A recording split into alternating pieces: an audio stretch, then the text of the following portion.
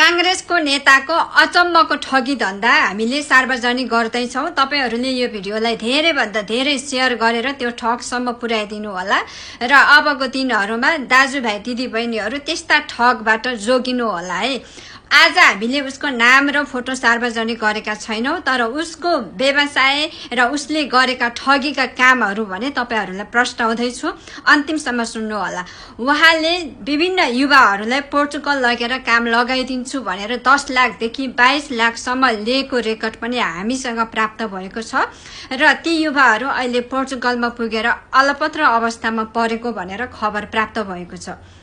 र दिदीबहिनीहरु जो जति सोझा सिधा दिदीबहिनीहरु हुनुहुन्छ, जसले युरोपमा गएर दुःख गरेर मेहनत गरेर कमाएका छन्, उहाँले शेयरमा लगानी गर्ने र त्यो शेयरबाट आएको फाइदा तपाईहरुलाई दिने भन्दै शेयरमा लगानी गर्ने भन्दै विभिन्न व्यक्तिहरुबाट मोटा मोटा रकम लिएको रेकर्डहरु पनि हामीसँग प्राप्त भएको छ र त्यो पैसा लिइसकेपछि न त शेयरमा लगानी गरेर फाइदा भएको पैसा रिटर्न गर्छ, न त लिएको पैसा नै रिटर्न गर्छ। उल्टै त्यो पैसाहरु फिर्ता माग्दा उहाँले म कांग्रेसको नेता हो, तिमी जस्ता मान्छेहरुलाई धेरैलाई मैले ठिक पार्न जानेको छु र धेरै भन्दा धेरै ठुलठुला मिडियाहरुलाई पनि किन्न सक्ने क्षमता छ र किन्न सक्छु भन्दै उल्टै धम्की दिने त्यस्ता पुरुषबाट तपाईहरु एकदमै सजग रहनु होला।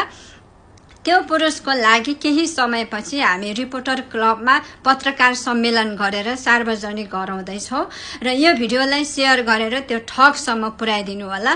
उहाँले विभिन्न शेयरमा लगानी गरेको र त्यो शेयरबाट आएको रकम न त लगानीकर्तालाई फिर्ता गरेको, न त लगानीकर्ताबाट लिएको त्यो ऋण छ, न त ऋणै फिर्ता गरेको। उहाँले 1 लाख युरो सम्म ऋण लिएको रेकर्ड हामीसँग छ र त्यो ऋण न त फिर्ता गर्छ, न त शेयरमा लगानी गरेको पैसा फिर्ता गर्छ। उल्टै त्यो पैसाहरु फिर्ता माग्दा धम्की दिने, हैन, तँलाई यो गर्छु त्यो गर्छु भन्ने त्यस्ता खालका धम्की देखाउने यी कांग्रेसका नेताको अब पत्ता साफ गर्नुपर्छ।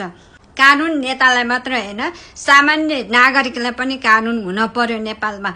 जो व्यक्तिले त्यो शेयरमा लगानी गर्छौ र विभिन्न व्यक्तिहरुबाट छुट्टा छुट्टै मोटा मोटा रकम लिएको छ, त्यो व्यक्तिले नेपालमा गएर कफी शपहरु खोलेको र पोर्चुगलमा पनि ठुलठुला होस्टेलहरु खोलेको भन्ने प्रमाण सहित हामीसँग प्राप्त भएको छ र उक्त व्यक्तिको नाम र फोटो हामीले सार्वजनिक गराउँदै छौं। यदि उहाँ इमानदारी नेता हो, इमानदारी व्यक्ति हो र उहाँले साच्चीकै भविष्यमा देश र जनताको हक हितको लागि राजनीति गर्दै हुनुहुन्छ भने यो भिडियो हेरिसकेपछि उहाँले जो व्यक्तिहरुबाट मोटा मोटा रकम लिएर बस्नु भएको छ उहाँहरुको रकम तुरुन्तै फिर्ता गर्न पनि हामी आग्रह गर्छौं।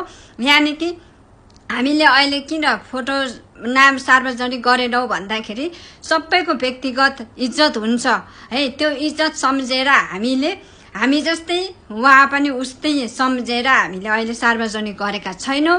यदि उहाँ ठग नै हो र उहाँले ठग्नै खोजेको हो अथवा उहाँले मान्छेहरुलाई भ्रष्टाचार गरेर ठगी गरेर त्यो लिएको रकमहरु फिर्ता गर्न मान्दैनौ भने हामी उहाँको नाम र उहाँको काम, उहाँको फोटो, हरेक गतिविधिहरु हामी सार्वजनिक गर्नेवालामा छौं। त्यसकारणले यो भिडियो तपाईहरुले त्यो ठगसम्म पुर्याइदिनु होला शेयर गरेर, यानि कि अबको दिनहरुमा तपाईहरु पनि ठगिनाबाट जोगिनु होला है त।